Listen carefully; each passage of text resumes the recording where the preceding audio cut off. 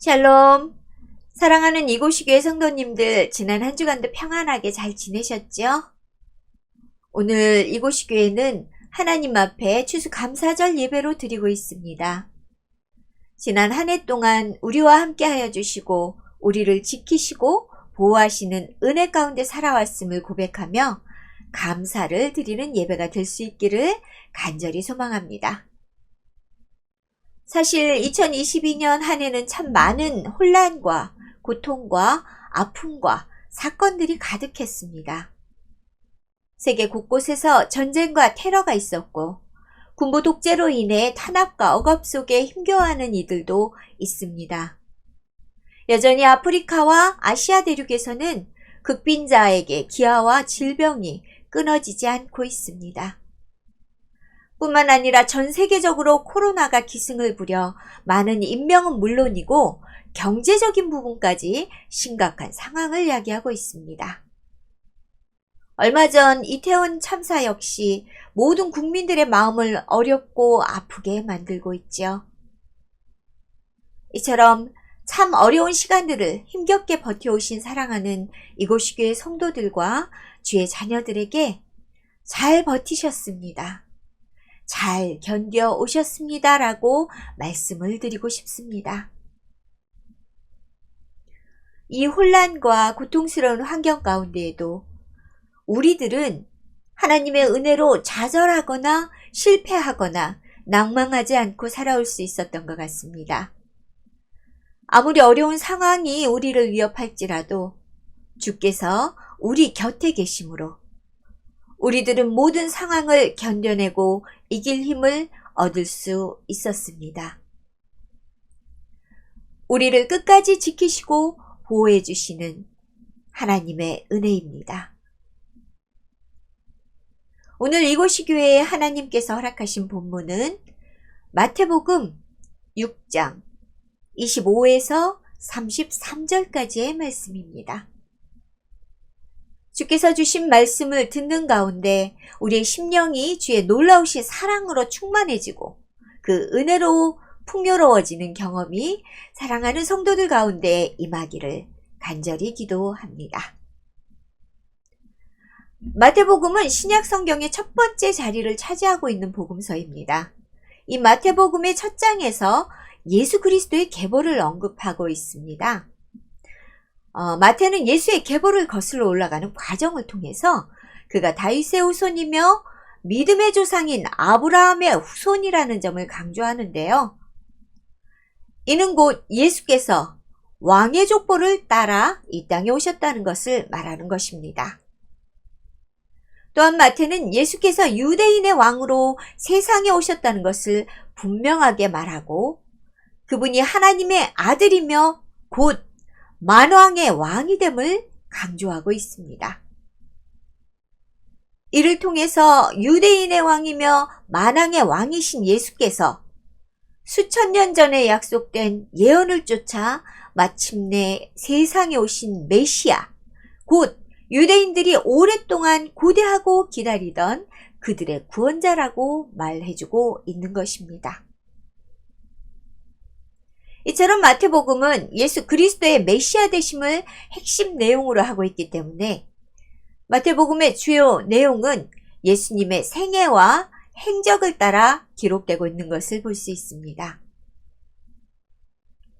오늘 본문에 속해 있는 5장에서 7장까지의 말씀은 우리가 익히 알고 있는 산상수훈의 내용을 담고 있습니다.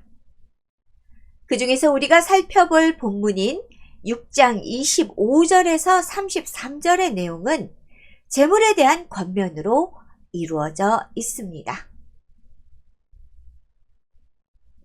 본문의 배경이 되고 있는 갈릴리 지방은 로마의 압제하에서 징수되던 많은 세금으로 인해서 허덕이던 유대인들 중에서 생활에 어려움을 겪는 가나안 변방 사람들이 사는 곳이었습니다. 그들은 늘 궁핍하고 배고팠던 사람들이었습니다. 그런데 오늘 예수께서 그들을 향해서 25절에서 다음과 같이 말씀을 하십니다.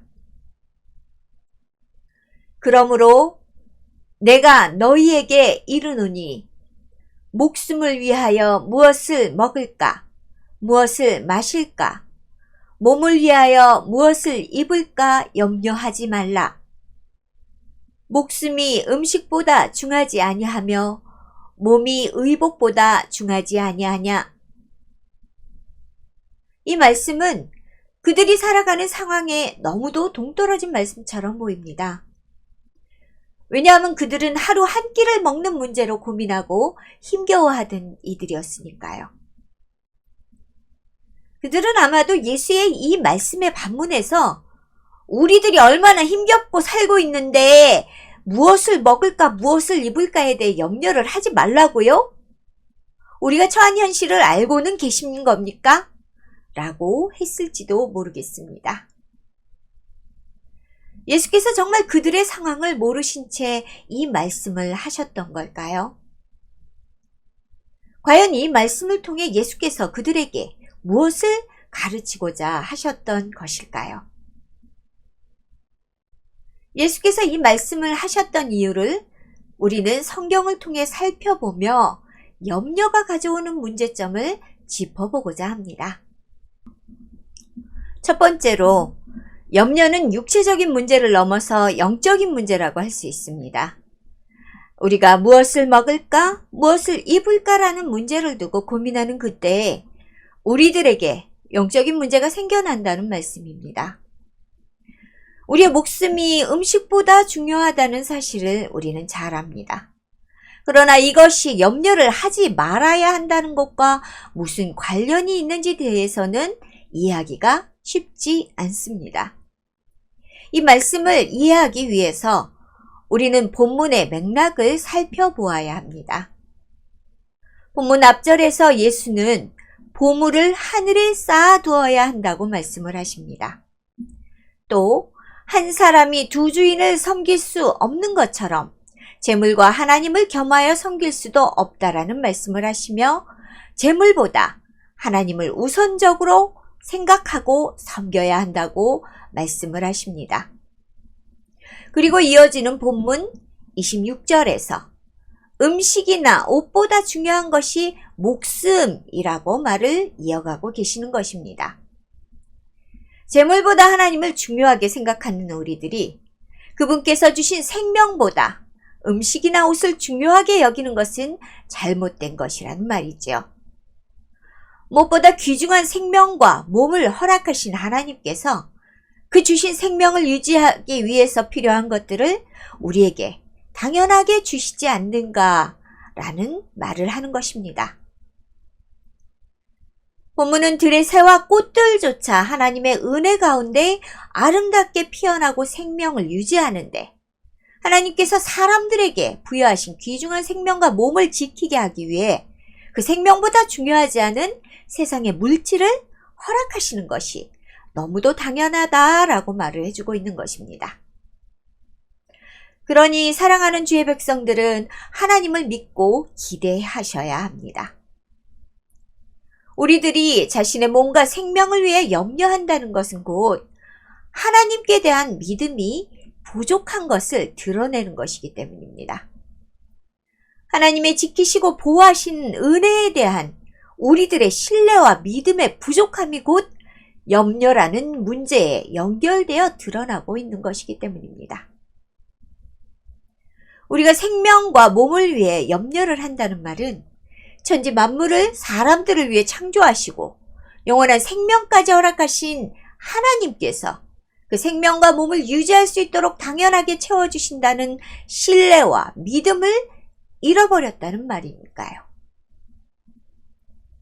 하나님께서는 우리를 너무도 사랑하시는 분입니다. 그분은 자기 백성들을 위해서 목숨도 아끼지 않으셨던 것을 여러분은 기억하실 것입니다.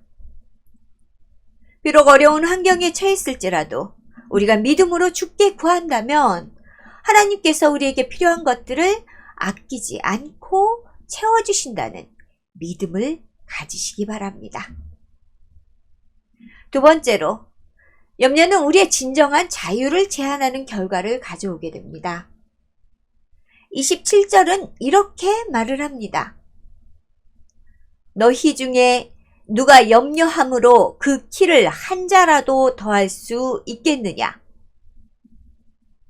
우리는 매 순간 염려에 매여 살아가고 있지만 사실 그런다고 해서 우리의 걱정과 문제가 스스로 해결되지는 않습니다. 오히려 우리의 염려에 묶여 아무것도 할 수 없는 무기력한 상황에 처하게 되는 경우가 더 많은 것을 봅니다. 그래서 주께서 이 염려를 벗어나 자유롭게 삶을 살아가라고 말씀을 하고 계십니다. 그러면 아무 일도 하지 말고 가만히 앉아서 기도만 하며 기다리기만 하라는 말인가요? 라는 반문을 하실 수 있습니다. 하지만 염려하지 말라는 말이 곧 아무 일도 하지 말라는 말은 아닙니다. 하나님께서는 사람들에게 땀 흘려 일해야 식량을 얻게 될 것이라고 창세기 3장 17절에 말씀하셨습니다. 열심히 일하며 그 땀 흘린 열매를 수확하는 기쁨을 제한한다는 말씀이 아니라는 거죠. 하나님께서는 신실하고 성실한 사람들을 존중하시고 그들의 수고를 아주 귀하게 보시는 분이십니다. 이 말씀은 우리가 주어진 일에 대하여 열심히 일하되 자신의 어려움에 대한 염려에 묶여서 마음과 몸이 상하게 만들지 말라는 말씀입니다. 예수께서는 날아가는 새가 심지도 않고 거두지도 않고 창고에 모아들이지 않지만 하늘 아버지께서 기르신다라고 말씀하십니다. 이 말씀은 새들이 거저 놀고 먹고 한다는 말이 아니라 그 새들은 부지런히 다니며 먹을 것을 구하고 또 짝짓기까지 하고 번식을 하지만 염려에 묶여 자신이 할 일조차 못하게 되지는 않는다는 말씀을 하고 계시는 겁니다. 공중의 새들이 이처럼 열심히 먹이도 먹고 번식도 하며 즐겁게 주어진 삶을 만족하며 살아가는 것처럼 우리들도 염려에 묶여 스스로 고통스럽게 할 필요가 없다는 말씀이지요. 하나님께서 만드신 세상은 여전히 하나님께서 섭리하시고 있기 때문에 새들이나 동물, 심지어 미생물까지도 공급하시는 은혜 가운데 살아감을 우리는 잘 알고 있습니다. 하물며 하나님의 형상인 우리들이 하나님의 은혜 가운데 살아가지 못하고 있을까요? 사람이 새보다 얼마나 더 귀하고 소중한 존재입니까? 예수께서는 자신의 형상을 담은 사람들이 자기 스스로를 위해 물질을 공급하고 축적해야 한다는 자기 공급의 굴레를 벗어나 전적으로 하나님을 의지하며 자유롭고 평화로운 삶을 누리기를 바란다고 말씀해 주시는 것입니다. 우리가 주어진 삶의 자리에서 최선을 다하여 살아가야 하지만 우리의 필요를 누구보다 잘 아시는 하나님께서 또한 채우시고 풍성케 하여 주실 것에 대해 온전히 믿고 의지함으로 염려라는 족쇄에서 벗어나 자유롭게 살아가라는 말씀을 해주고 계십니다. 마지막으로 염려는 우선순위를 어디에 두는가 하는 믿음의 문제를 드러내 보여줍니다. 33절은 우리가 무엇에 우선순위를 두어야 하는지를 이렇게 말해주고 있습니다. 그런즉 너희는 먼저 그의 나라와 그의 의를 구하라. 그리하면 이 모든 것을 너희에게 더하시리라. 우리의 삶은 먼저 해야 할 일과 나중에 해야 할 일이 분명히 있습니다. 스티븐 코비는 그의 저서 성공하는 사람들의 7가지 습관에서 중요한 일과 급한 일 중에서 먼저 해야 할 일을 중요한 일이다 라고 말을 합니다. 급한 일을 먼저 처리하게 되면 중요한 일은 더 다급한 일로 다가오게 된다는 말입니다. 그러나 먼저 중요한 일을 처리하게 되면 급하게 생각하던 일은 사라지고 말게 된다는 말입니다. 지금 여러분의 삶에서 하나님을 섬기는 일이 가장 중요한 일이라고 생각하고 있으시면 이제 여러분은 그 가장 중요한 일을 먼저 하시기 바랍니다. 그러면 나머지 다른 일들은 저절로 해결되어 있는 것을 볼 수 있을 것입니다. 하나님께서 자신을 가장 중요하게 생각하는 당신의 자녀요 백성들의 삶의 문제를 그저 두고 보시지 않는 분이시기 때문입니다. 오늘도 우리들이 살아가는 이 세상은 염려와 걱정들이 가득합니다. 여전히 온 세상이 시끄럽고 많은 문제들이 발생하고 있기 때문입니다. 개인, 가정, 친구, 직장, 국가와 세계 곳곳의 다양한 문제들로 특히 요즘 참 힘겹다는 생각이 들기도 하실 겁니다. 그러나 우리가 하나님을 전심으로 믿는 그의 백성들이라면 이 모든 문제들은 하나님께 맡기며 그분의 도우심과 인도하심을 의지하며 최선을 다해 살아가야 할 것입니다. 우리의 삶의 우선순위를 하나님께 두고 살아가는 모든 삶은 결국 하나님께 우리의 삶의 문제를 의지하고 의탁하는 삶이 될 것이기 때문입니다. 주께서 우리에게 말씀하신 이 약속을 믿고 하나님을 우선으로 하는 삶을 살아가는 우리들은 그의 안에서 모든 문제가 해결되고 우리의 삶을 채워주시는 신기하고 놀라운 하나님의 사랑을 경험할 수 있게 될 것입니다. 이 모든 어려움 가운데 우리를 위해 역사하시는 하나님을 바라보시며 의지하는 믿음의 삶을 살아간다면 우리에게 필요를 따라 채우시고 인도하시는 하나님의 은혜를 충만하게 경험하며 감사의 삶을 살아갈 수 있을 것입니다. 추수감사주일 예배는 이처럼 우리를 위해 섭리하시고 보호하시는 하나님의 은혜 가운데 우리의 믿음을 감사로 고백하는 날입니다. 우리의 삶의 모든 자리를 돌아보며 더욱 하나님을 의지하며 감사하는 삶을 살아가는 기쁨이 성도 여러분 가운데 가득 차고 넘치시기를 간절히 바랍니다.